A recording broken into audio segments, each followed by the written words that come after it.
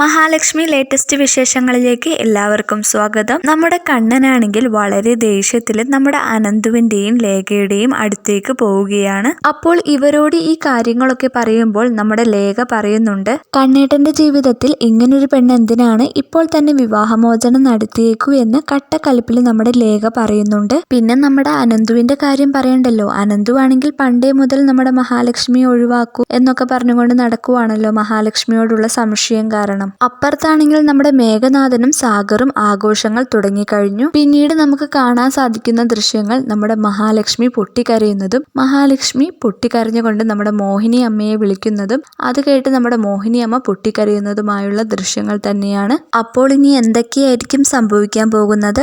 ഇത്രയും നാളും നമ്മുടെ ഓഫീസിനകത്ത് ക്യാമറയൊക്കെ ഉണ്ടായിരുന്നു. ഇപ്പോൾ മാത്രം എന്താണ് ക്യാമറയ്ക്ക് പ്രശ്നം എന്നൊന്നും നമുക്ക് കാണാൻ സാധിക്കുന്നില്ല. എന്തായാലും എന്തൊക്കെയായിരിക്കും ഇനി സംഭവിക്കാൻ പോകുന്നതെന്ന് നമുക്ക് കാത്തിരുന്ന് തന്നെ കാണാം.